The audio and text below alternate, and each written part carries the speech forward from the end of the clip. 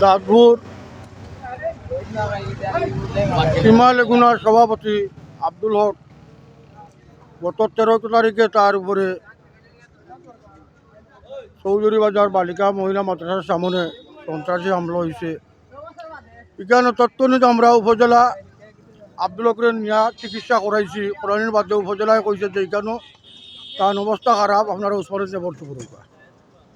এই সময় আমরা থানাত নিয়ে আসি। আসার পরে আমরা থানার অতি সাহেবরে থানাত পাইছি।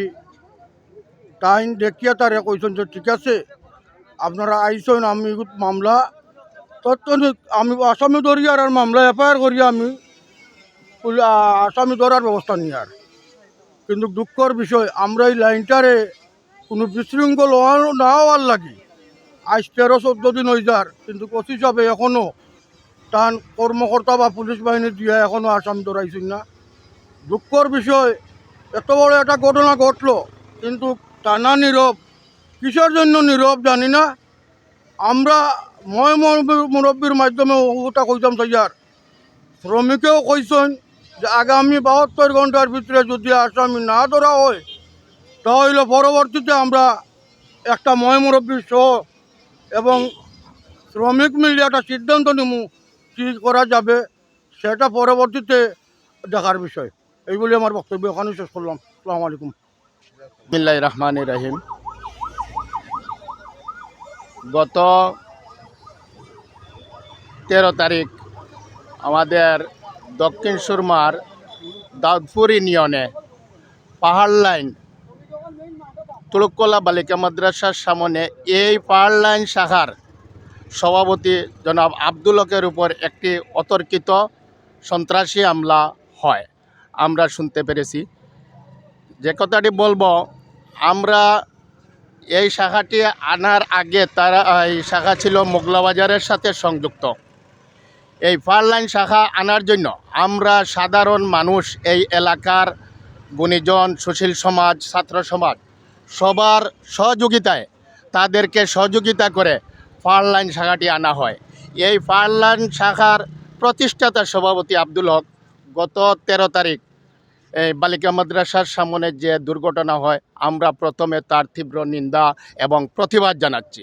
পাশাপাশি আজকের এই মানববন্ধন যারা আয়োজন করেছেন, শ্রমিক দলের দায়িত্বশীল নেতৃবৃন্দ, সভাপতি, সাধারণ সম্পাদক, সাংগঠনিক সম্পাদক এবং যে পর্যায়ের নেতৃবৃন্দ এবং অত্র এলাকার গুণীজন, ছাত্র সমাজ, আসসালামু আলাইকুম রহমতুল্লাহ।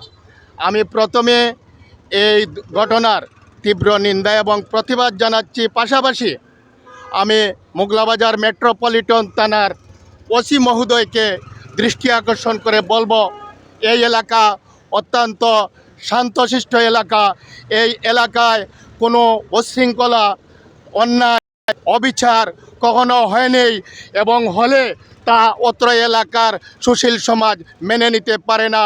জোর প্রতিবাদ জানায়, সকল সময়ই প্রতিবাদী এই এলাকা। আমরা আশা করব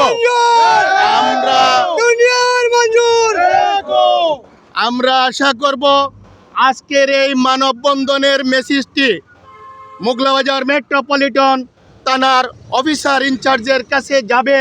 আপনি অতি দ্রুত গত 13 তারিখের ঘটনার দুষ্কৃতীদের গ্রেপ্তার করে আইনের আওতায় নিয়ে আসেন, নতুবা অত্র এলাকার শ্রমিক নেতৃবৃন্দের সাথে অত্র এলাকার মানুষজন, ছাত্র সমাজ, গুণীজন সবাই মিলে আমরা ঐক্যবদ্ধভাবে আরও দুর্বার আন্দোলন গড়ে তুলব। যে আন্দোলনে তখন এই প্রশাসনও জবাবদিহিতা হতে হবে। আমি আশা করব আর আজকের এই মানববন্ধনের পরবর্তী সময়ের মধ্যে মোগলাবাজার মেট্রোপলিটন থানার পুলিশ আপনার গত 13 তারিখের এই ঘটনার যে মামলা হয়েছে, মামলায় যে সমস্ত অভিযুক্ত আসামি রয়েছে তাদেরকে অতি বিলম্বে গ্রেপ্তার করুন, আইনের আওতায় নিয়ে আসুন, নতুবা আমরা আরও প্রতিবাদী হব অত্র এলাকার সকল মানুষজনকে নিয়ে। ধন্যবাদ। আসসালামু আলাইকুম। আমার ভাই মারলো কেন?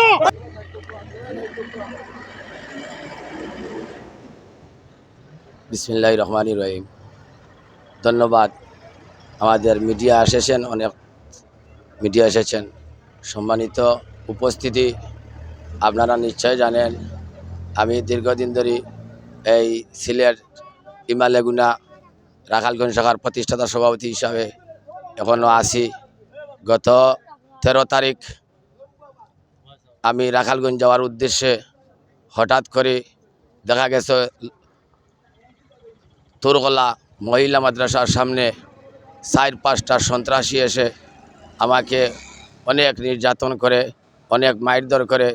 বিদায় আমি আমার সংগঠনের সাধারণ সম্পাদক রুবেল ভাই বাদী হয়েছিলেন, কিন্তু 13 তারিখ ঘটনা ঘটে এখন পর্যন্ত, আজকে 21 তারিখ পর্যন্ত এখনও কোনো আসামি ধরে নাই। আমি এইটাই বলবো যে আগামী 72 ঘন্টার ভিতরে যদি আসামিকে না ধরা হয় তাইলে আমরা পরবর্তী কর্মসূচি দিতে বাধ্য থাকিব। এবং আমাদের জেলা মহোদয়ও আসছেন এবং তারা যে ডিসিশন নেবেন আগামী তারিখে সেই ডিসিশনে আমরা মেনে চলব। আর এই পর্যন্ত এলাকার জনসাধারণের কাছে আমার আকুতি মিনতি, আমি এখন পর্যন্ত কোনো বিচার পাই নাই। তাই বলে আমি আমার এই পর্যন্ত বক্তব্য শেষ করছি। আমি অসুস্থ মানুষ। আসসালামু আলাইকুম রহমতুল্লাহি ওয়া বারাকাতুহু। আজকের সবার সমাপ্তি। সবাইকে অনেক কষ্ট করে আসার জন্য ধন্যবাদ। আসসালামু আলাইকুম।